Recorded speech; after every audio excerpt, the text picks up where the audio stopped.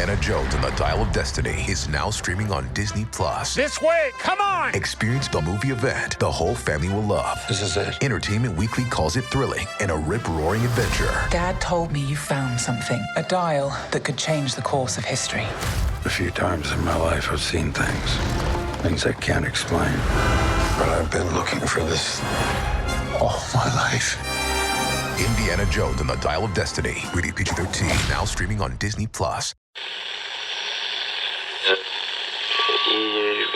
Empire.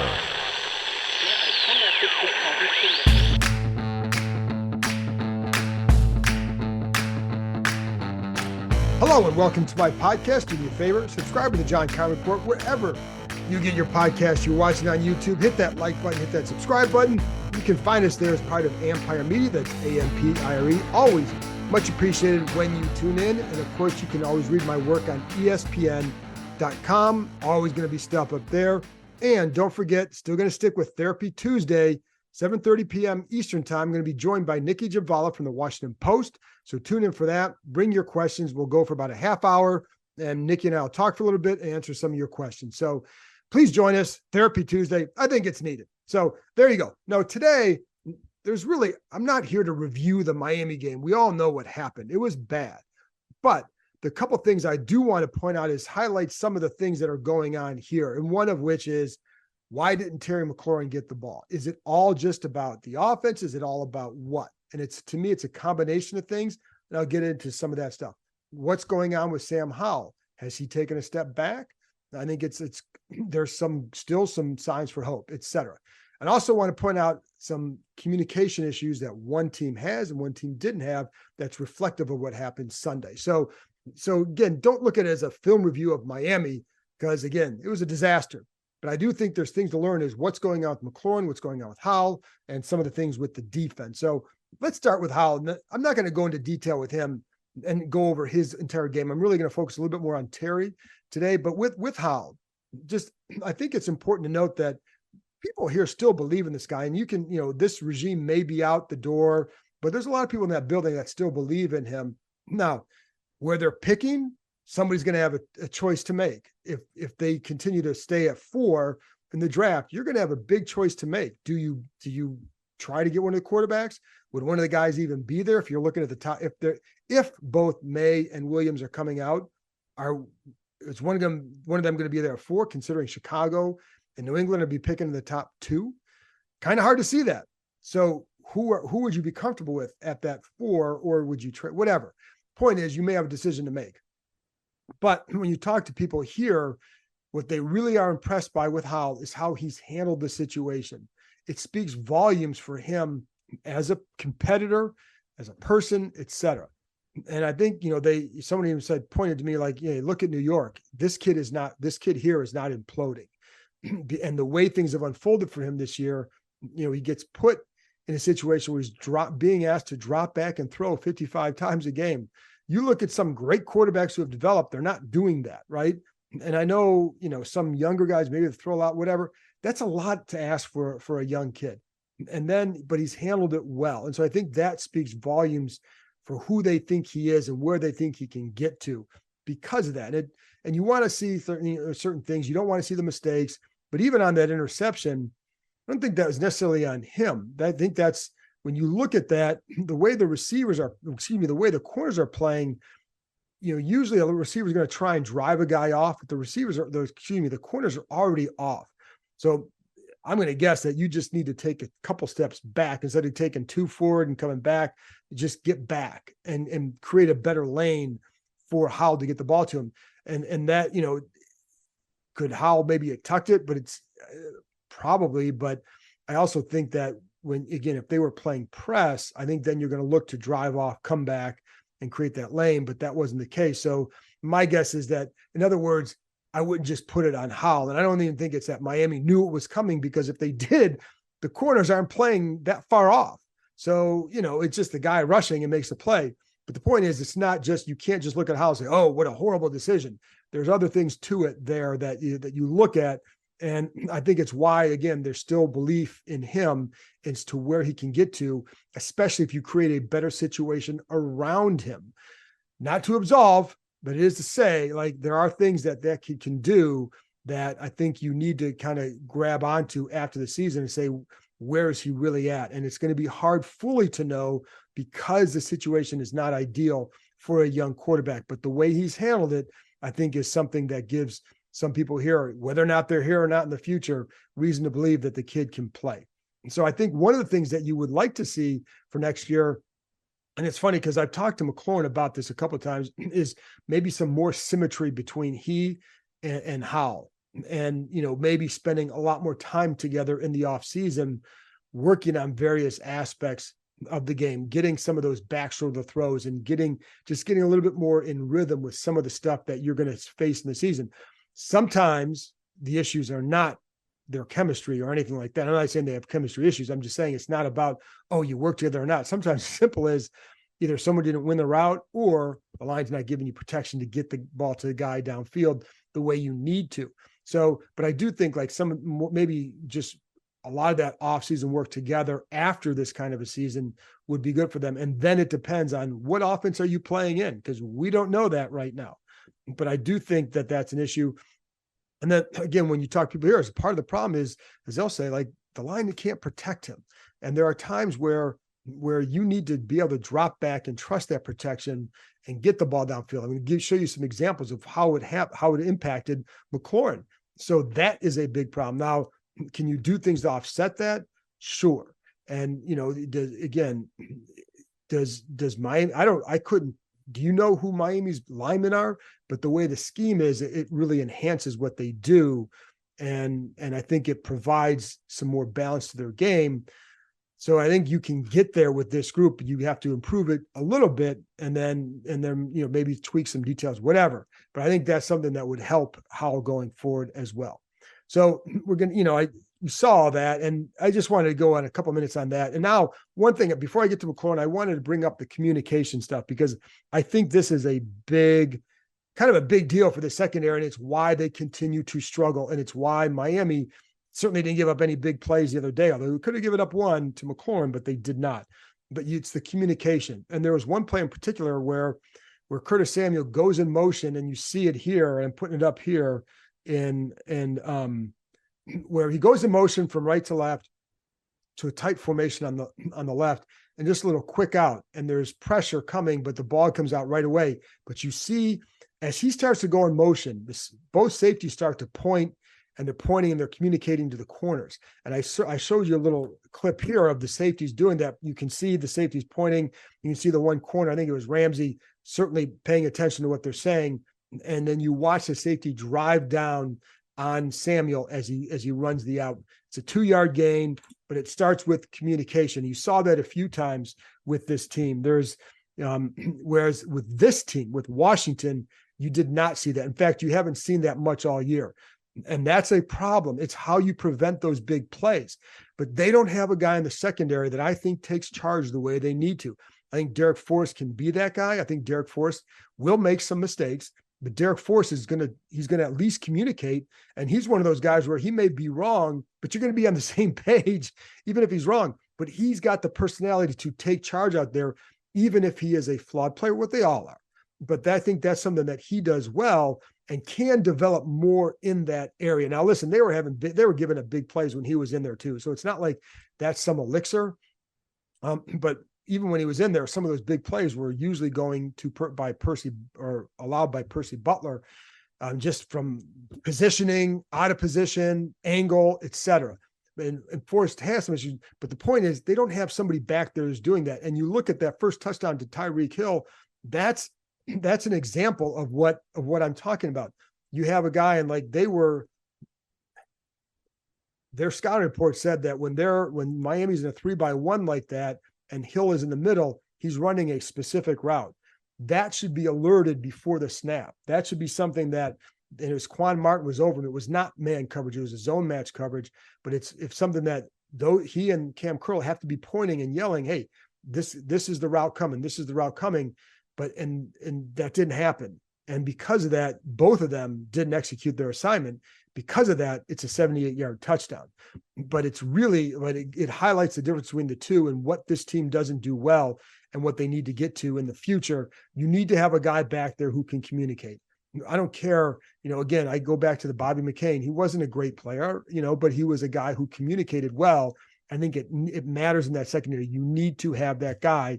They do not have that guy right now, especially with Derek Forrest out. I think Forrest, again, can develop into being a better player, but also a stronger communicator out of that group. If it's me, I'm looking for a veteran in the offseason. Doesn't have to be a high price guy, but it's somebody who can communicate and get guys organized, et cetera. And, you need a couple of those guys. But if you have one guy doing it, who's going to make sure that the other guy does it. If you have one guy communicating to Cam Curl or whomever, then they're going to make sure that it goes. But you're not seeing that right now. And it's a primary reason why that secondary continues to struggle. Maruchan superfans are everywhere. From the busy moms who want to deliver maximum flavor in a flash to dorm room diners who want to put some slurp in their step. There are a ton of copycats you could use, but if you want to bless your bowl, there's only one true Maruchan. Whether you choose instant lunch, ramen bowls, yakisoba, or restaurant quality gold, Maruchan is the only ramen worth obsessing over. Smiles for all. Maruchan. See what all the ramen hype is about at maruchan.com. Hey, it's Ryan Reynolds, owner and user of Mint Mobile. And I am recording this message on my phone. I'm literally on my Mint phone. Why? Because fancy recording studios cost money. And if we spent money on things like that, we couldn't offer you screaming deals. Like if you sign up now for 3 months, you get 3 months free on every one of your plans, even unlimited. Visit mintmobile.com/switch. Limited time new customer offer. Activate within 45 days. Additional taxes, fees, and restrictions apply. Unlimited customers using more than 40 gigabytes per month will experience lower speeds. Video streams at 480p. See mintmobile.com for details. Apple Gift Card is a practical gift that unlocks a world of entertainment and fun. You can send it via email or give a physical card to your loved ones. Your friends and family can spend it on their favorite Apple services, including Apple subscriptions. Apple Gift Card can be used to buy all things Apple. Products, accessories, apps, games, movies, TV shows, iCloud Plus, and more. Visit apple.com for details and to send Apple Gift Cards to your friends and family this holiday season.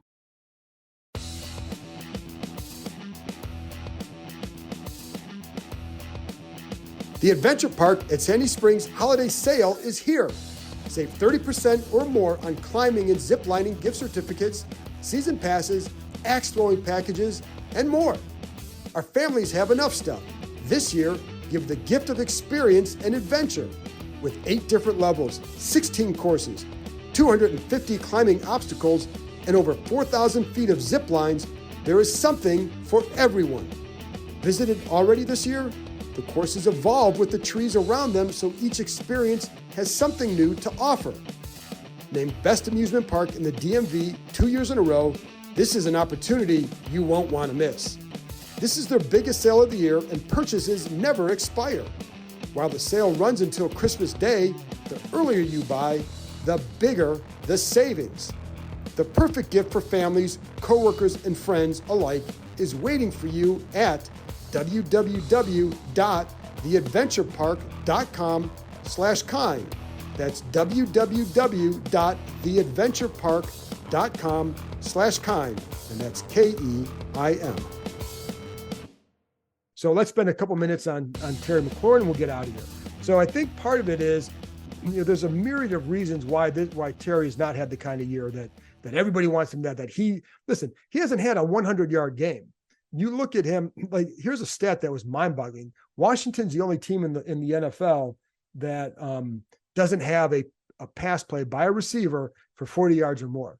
I went through their records, and I went back all the way to 1970. There has not been a single year where they failed to have a receiver with at least a 40-yard catch. I think there were 1 or 2 years where it was like right at 40 or 41. Bottom line is, though, they always had it. They had 10 such plays last year by receivers, 0 this year. And one of the things we heard about a lot of was, this offense would create more explosive plays, create better situations for these guys to run after the catch. And it hasn't happened. And again, myriad of reasons. I think you can go back. I know with like Howell, for example, and Howell and McLaurin, I think when it goes back to sometimes trust and anticipation. And the routes that McLaurin often runs, especially those digs and all that, you're going to throw with some level of anticipation. And I think that comes back to that trust. And I remember when Kirk Cousins was here, and they would and he was thrown to Deshaun Jackson. A lot of times they would talk to him about, you've just got to trust that he's going to be there. You've just got to trust that he's going to win on this route. And so in Cousins would look down and see, well, he's even with the defensive back. He's not going to throw it. The coaches would see him even, but what they knew is that Deshaun was always going to pull ahead at the end because he had great finishing speed, and he would kind of have a little gear that a little burst that he would save. I think there's a little, it's not saying that McLaurin's like in that same category receiver as far as his style, but he's a guy that can win. And shoot, we saw that with Heineke, and this, like, hey, Terry's open somewhere, right? Just throw it up there and Terry's going to get it. That's what, we're not seeing a lot of that. And I think there's sometimes where maybe you could get through that a little bit more and understand that he's got this advantage. He's going to somehow win on this route. And I think that's still a developing thing. And I remember talking to him, again, going back, talking to McLaurin about some of this, is just kind of getting on the same page with seeing things the same way. And there have been snippets throughout the year where I think they've gotten to that point, but it hasn't fully evolved to that point where they're seeing it exactly the same and you can adjust. And I think that's something McLaurin has been desperate to have here, is that quarterback that he's going to be on that have that kind of rhythm with. And it hasn't, and it's not there yet. And part of it is, again, the offense spreads the ball around. And there are times where on Sunday, where I think based on the coverage that he saw, he was going to go away from McLaurin pre-snap. And, and I think that happened, whether it's you can see that maybe a bracket or whatever it is, that he would go away from him initially. But there are also times where he was definitely open and couldn't get to him for whatever reason. So let's go to a couple of those. So sometimes it's as simple as McLaurin is running deeper routes, and it's to do that, you need the protection to hold up. Like one of the times it was like he's going to run a deep in, and then he had man coverage against Howard. Looks like he probably could win on that route, but the Dolphins sent a blitz that fooled. Actually, they showed a 7-man package. I think they ended up rushing 5, but Washington had 6 blockers in and 2 were uncovered. So because the way the Dolphins disguised the blitz, which I like seeing that because it's a fun thing to do and it does work. And it works against these guys a lot. But because of that, he has to get the ball out. So he throws it to Bates. Bates runs a little pivot. It dives, can't get it. McLaurin is on the outside. It would have taken too much time to get on the ball. Not an option. There was another one. It's a 3rd and 7. There's a little bit of a level of trust and anticipation on this route. And it's a zone. And I'm showing this one here too, because it's a good one. But it's a zone, and if McLaurin breaks inside and he's there, and it's just a matter of, the trust and anticipation that you want to throw with in that situation. I think he's looking over there, hesitates just a little bit, tries to get out, and then he gets a sack because the 43 has a little spin move. 43 gets chipped by I think it was Bates initially, and then does a spin move against Wiley and the sack. So that was one where, but he is open. And so like part of what I want to see is how open was he getting open? Yeah, he was. And there are a couple of variety of reasons why it wasn't then getting to him as well. Then on the deep one, the over the shoulder, I got to tell you, man, it's a hell of a throw by Sam Howell, because on this one, and this is one where I think if McLaurin's got to make the catch, because you're not getting the opportunities, make them count. It's a tough catch. But man, we've seen receivers make those tough catches against Washington all season. And if you're in that range, you want to be in that range, that's the catch you make. And I think McLaurin would say the same thing. But I want to point out the throw by Sam Howell, because he is getting pummeled as he's throwing the ball. McLaurin's at about the 20-yard line as Howell has to unload the ball, because another blitz that was disguised well, or pressure disguised well, that fools this line. And on this one, you have Chris Paul's blocking down. You have 2 guys. It is Leno and then John Bates on the outside, because you got Bradley Chubb there. Chubb steps, doesn't rush, then a linebacker loops inside. And, in that case, I'm pretty sure based on that Leno is going to probably want to block down, but the linebacker gets home free and drills Howell, but it's a hell of a throw. So if that had been a touchdown catch, that's a highlight play for both players, because that's an unbelievable throw. Is right there. And my goodness. So again, but that's one where McLaurin wins and he gets open and he does have a chance. Not enough of those, clearly. And, there are times that he was bracketed there are times where you see like, or that the Dolphins would have, you have corner with outside leverage, knowing you have inside help, and the safety's definitely paying attention to McLaurin. A couple of times he might help clear out an area because of the attention he gets. So, and even McLaurin talked about, he's gonna want to turn on the film and see, are you still blocking? You still clearing out for others? Yes. And there were a couple of times in this game where that was the case. But man, you'd like to see him get the ball more. This is not about like, well, McLaurin's not an elite receiver. I mean, I don't know that I've ever considered him an elite receiver, because I think Tyreek Hill is an elite receiver. AJ Brown right now is certainly an elite receiver. McLaurin's not playing like those guys are. And I don't know, like, he's not going to do what Tyreek Hill is doing. That's obscene. And I think it's a combination of guy with extreme elite talent with an elite offensive mind who makes it easier for him to then get those yards. But McLaurin is a very good receiver who we certainly can expect more from, whether it's for whoever's at fault. But again, sometimes that's that line, and sometimes they're not giving Howell enough time. And if you're running some deep digs, because that's where you're going to get those chunk plays, it's just not there. And there's one of those times on those deep digs, you have 3-by-1, so McLaurin's on the right. He's got the backside dig is open. And on the play, you can see Howell, and I even put this one up, and you see Howell just kind of duck his eyes as he comes up in the rush and never gets over to that side. And that's one of those, again, that's the kid's still learning. So you're going to have some of those hiccups. And that's one but again, I'm looking at, where is McLaurin? Is it as simple as like, oh, they got to design plays for him? Well, some of these plays are there for him. They're just not being made. And if you look at some of the plays, a handful of these plays that are made, suddenly you're looking at a 40-yard touchdown catch and a couple 20-yard gains. Now you're looking at 3 for 80 or 4 for 90, whatever it is. And now his game looks a lot different. And those opportunities were there. That's the key, because my thing is, well, is he getting, where are they getting open? How is he getting open? But you got to improve a couple things for them to get that away. And on that one, Howell runs up and has to run up and throw it away. And there was another dig after that, where it was down in the red zone. It's the one where McLaurin actually breaks up the play, but you can see, you have on the play, he runs another dig. He's open. Howard falls. He's open, but because of the pressure on Howell, you can see he's coming free, and I put that up there. But you have two guys kind of converging on him, and he's got to step up in the pocket, and he ends up throwing up a ball for grabs. It's not a great decision, but it's based on the score. You're giving your guy a shot, and McLaurin ends up breaking up the ball, but it was, but he was open on the dig. If you could have given him a little bit more time, I think you're going to have to fix that interior a little bit, whether getting a more consistency inside with some of the, somebody at center and guard. But you're going to have to fix that and get it into a better spot to give him a little bit more time. So if you want to hit some of those chunk plays, you can get more of those done. So anyway, not going to tell you that all things are rosy here, but it was, again, you look at it and say, well, there were opportunities for it to happen. It wasn't as simple as, oh, you got to call more plays. Yeah, there's ways you can probably be more creative to get him the ball.